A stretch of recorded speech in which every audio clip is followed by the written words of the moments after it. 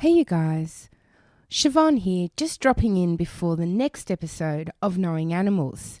The episode you're about to hear was recorded in Mexico City where I attended the Minding Animals conference, but we've got a brand new sponsor for the program that I wanted to tell you about before I start the episode proper. So this episode of Knowing Animals is brought to you by the podcast Species. Now, I know that you're interested in animals because you're listening to the podcast Knowing Animals, and I also know that you're interested in podcasts because you're listening to one. So why not check out the new podcast Species? Each week, Species considers a different animal, and you get an opportunity to learn all about that animal, how they live, their cultural significance, whether they're endangered, and much more. I've been listening to the podcast and enjoying it a great deal. Did you know that there were never any snakes in Ireland? I've also been learning about our very own Australian Tasmanian devil. So the program does a different species every week, and it also travels around the world. How do you find out about the podcast Species? You can go to anywhere where you normally get your podcast from, including the iTunes store, or you can just simply put Species, the podcast, into Google and it would come up right away. So, learn more about animals with a different species each week via the podcast Species. And enjoy the program. Dr. Siobhan O'Sullivan does like knowing animals. Dr. Siobhan O'Sullivan does like knowing animals. Hey you guys, welcome to Knowing Animals, the podcast. This episode is from our Protecting Animals series, where we talk to animal advocates past and present about the work they do for animals. I'm Siobhan O'Sullivan and I do like knowing animals. This episode is brought to you by ASA. ASA is the Australasian Animal Studies Association. ASA is a fantastic organisation. It is staffed entirely by volunteers and they work very hard to support animal studies scholars, both in Australia, New Zealand and all around the world. So if you're not a member of ASA, please think about joining because membership makes their work possible. That's ASA, the Australasian Animal Studies Association. Well, this episode is coming to you once again from Mexico City, where I'm attending the Minding Animals conference. And I'm super lucky to be joined by someone who I've known for quite a few years, and it is Kim Stallwood, who is a very long-standing animal advocate. I'm sure some of our listeners will know Kim. Kim has worked for animal organisations in the UK, the USA, and he's also published a book about his work for animal organisations. It's called Growl, Life Lessons, Hard Truths and Bold Strategies from an Animal Advocate, and it was published by Lantern Books in 2014. Welcome to the podcast, Kim. Well, thank you, Siobhan, very much for having me. So, Kim, Growl, what inspired you to write the book? I was inspired to write the book because I felt that it was important that I write the book about myself and my work for animals rather than actually rely upon someone else to do it for me, in that I might not actually be satisfied with what they said about me. And I also wanted to put forward a case with Growl that it has two parallel narrative arcs. The first is a history of how I became involved with animal rights, how I became a vegetarian and then a vegan, and then about the work that I've done with various organisations over the years. The parallel track of narrative that goes with that is that I discuss four key values, and the four key values are compassion, truth, non-violence and justice. So as people read through the book, you read about my life's work, and then at the same time you read about why I consider these four key values to be at the heart of what it means to care for animals. So, Kim, can you give us a sense of that journey? You weren't born into a vegan family, were you? No. So I was born into a very ordinary working class family in southern England. We grew up, my sister and I grew up with one cat whose name was Tinkerbell. And I was very interested in food and cooking. And when I left school, I went to London to go to a college to learn how to run hotels and restaurants. And in one summer vacation, I worked in a chicken slaughterhouse. And I didn't work on the slaughter part of the production line, but it was the post-slaughter part of the production line. And I didn't enjoy the work very much, but it was a job. I was young and I had no money, and it would be just for the summer. And when I went back to college for my final year, in the year below me was a student who was a vegetarian, and she and I had a good relationship. So I played the rather silly macho role of trying to wind her up and make her feel angry and sick about what I had been doing. But she argued back with me, and as a consequence of the engagement that we had, I became a vegetarian in 1974, and then 2 years later I became a vegan in January 1976. And did you know many other vegans in 1976? No. When I became a vegetarian, I would argue with my mother that I felt that she should also become a vegetarian, and ultimately she did. So she and I were vegetarians, and then together we actually discovered what veganism was all about. So we both went vegan together, and we did not know any other vegans at the time. Oh, how fantastic. So you then moved from being a person who was interested and a person who's vegan and whose mother's vegan to actually working for animal organisations. Can you tell us about the early years or the start of that engagement?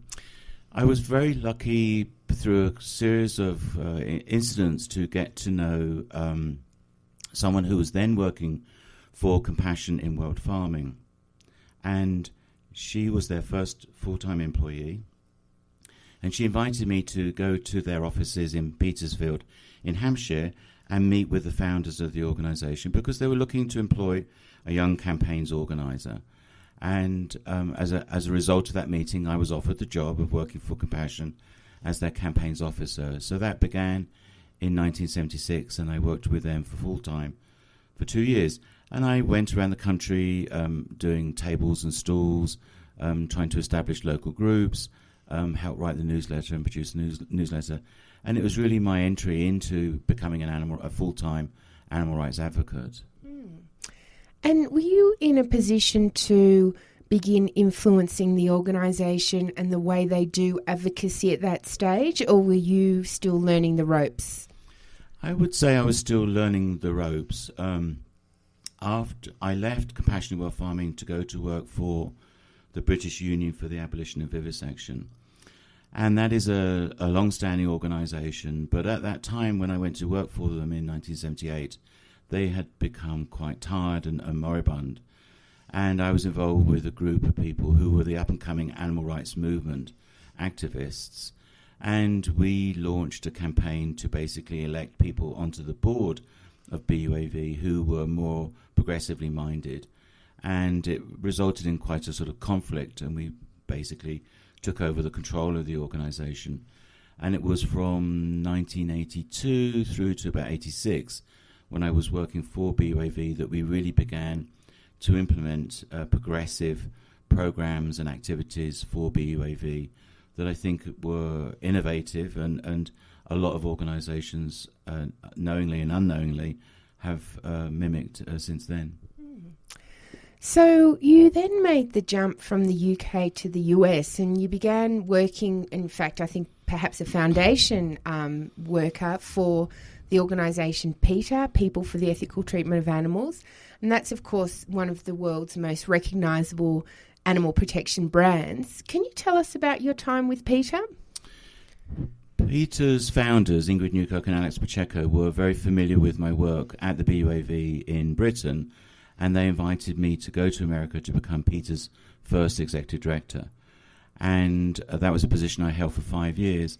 And in that time, I helped lead the effort to completely reinvent the organisation and establish it from being a Washington DC-based national aspiration organisation to a national organisation that had incredible international outreach. We rebuilt, basically disassembled the departments within the organisation and rebuilt them. and launch new campaigns and activities. And the one way to measure the growth over those 5 years was that the annual budget went from about 3.5 million to more than 11 million, and the membership really skyrocketed. I think from it was about 200,000 to more than 500,000.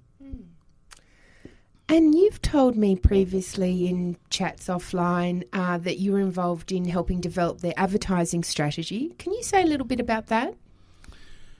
When we started work with BUAV in the 1980s, two people who were very much involved in the radicalisation of the BUAV and its relaunching were Anthony Lawrence and Hilly Bevan, and they had a design studio. They were vegetarian animal rights people, and we worked very closely with them to establish the first corporate identity for an animal advocacy organisation. We developed a BUAV logo and applied the look of the BUAV corporate identity to all of its activities and advertising. So, for example, we had adverts on London's Underground, so people were standing on the platform and looking across the tracks to very large adverts across the way there. And the campaign slogan at that time was "Every 6 seconds an animal dies in a British laboratory." We also partnered with other animal groups, and we organised a series of major demonstrations. There was one where we marched 6 miles from a city called Salisbury to a military government research laboratory called Porton Down, and about 6,000 people took part on that demonstration. And we teamed up with the Campaign for Nuclear Disarmament that was very active in the 1980s. And we were innovative in the design and look and the way in which we presented the organisation. And it really modernised the issue, and it had a big impact upon other animal groups. So where did you go to after Peter? For a couple of years I worked as a consultant, and then I became the editor and publisher of a magazine called The Animals Agenda. And The Animals Agenda magazine was launched in the late 1970s initially by Jim Mason, and others also subsequently helped him launch the magazine. And I was around and involved with him at that time, but involved with our sort of British counterpart to Animals Agenda.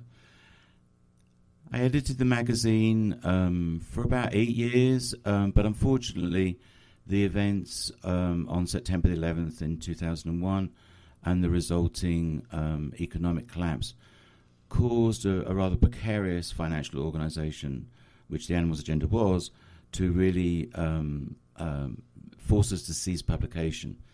But as it so happened, concurrently we were seriously re-evaluating the long-term future of the organisation, and we were beginning to identify that what was needed for the next 25 years was an animal rights think tank or a public policy institute. So I reinvented what was the Animals Agenda magazine into a group called the Institute for Animals and Society, and then that 2 years later subsequently merged with psychologists for the ethical treatment of animals, which Ken Shapiro had founded, which then together the two groups became the Animals and Society Institute. And the Animals and Society Institute I continued to work with until I returned to live in England in 2007, and I'm very pleased to say that ASI continues to be very active to this day. Yes, and I was an ASI fellow in 2010. Fantastic experience. So, Kim, looking back on your years in the animal protection movement and the various organisations and the numerous people you've met, what is it that makes for good animal advocacy? That's a difficult question to answer. I think I would go back to my 4 key values of truth, compassion, non-violence, and justice. I see our roles as animal advocates as exposing the harsh reality of the way in which we treat animals, and then offer solutions both to individuals and to society as to what can be done about it. And that action, I think, has to be built upon those 4 key values of compassion, truth, non-violence, and justice. Do you see the movement as pointing in the right direction? Yes and no. Do you care to elaborate? There's no doubt in my mind that the movement continues to grow and emerge and become more professional and more effective and wiser in what it does, and has a greater capacity to reach out to people and all sectors of society. However, I do have concerns about ways in which the movement is developing, and I think, for example, there's still too much of an emphasis on personal lifestyle choice.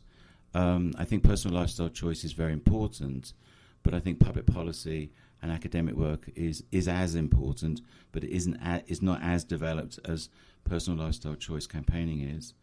And then I have to say that I am quite concerned about the development of the effective altruism.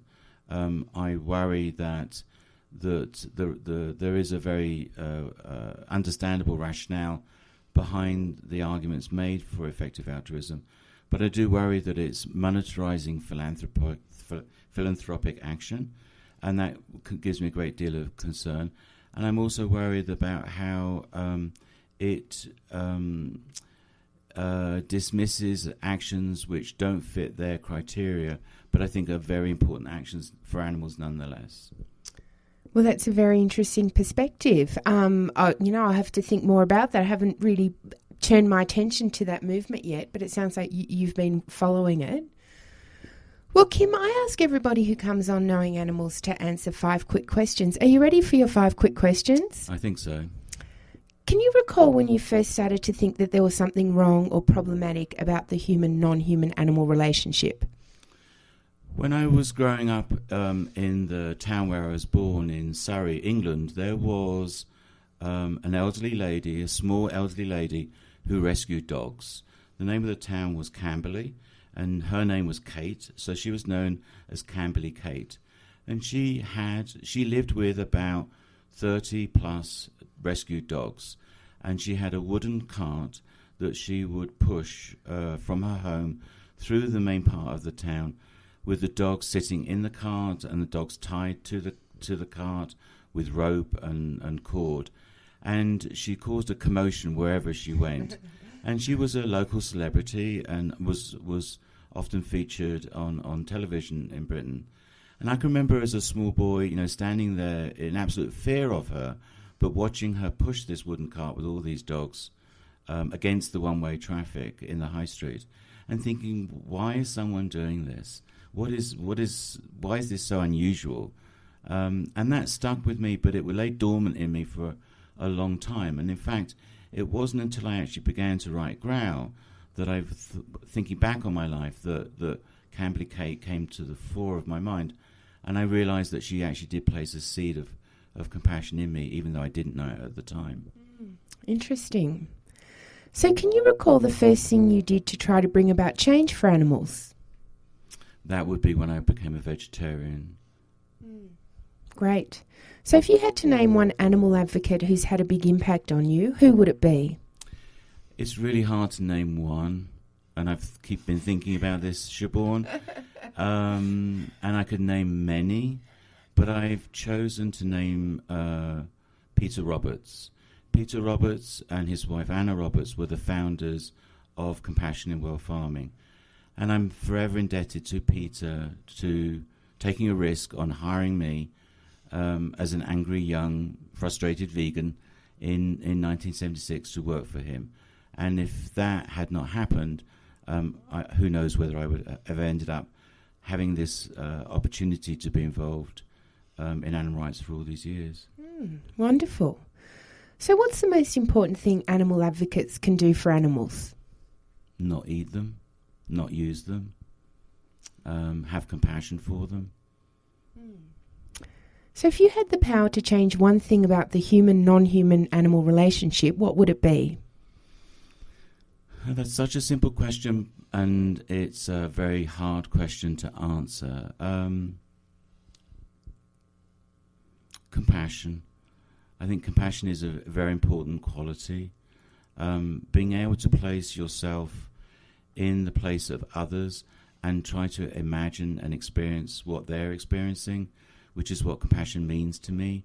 and taking that connection and being motivated by that connection to help others.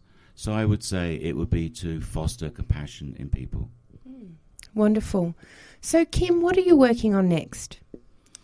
My life is divided in two halves, where I work as a consultant for animal rights organisations in Britain and in America. So my time is divided up between both countries. My other half is writing and speaking out for animals. So at the moment, in that half of my work, I'm fixating on writing a book, and I'm writing a book that will be the biography of an elephant called Topsy.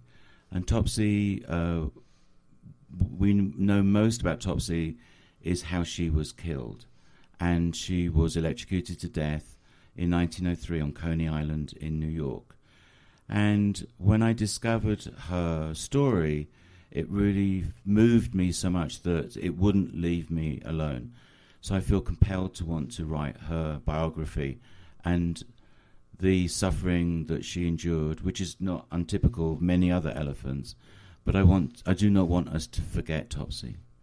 Oh, wonderful. I'm sure that will be a very important and moving read. How can people find out more about your work? I invite people to visit me on my website, which is www.kimstallwood.com. And I'm also on Twitter as The Grumpy Vegan, so it's @GrumpyVegan. And they can also approach me on Facebook. And I look forward to hearing from people.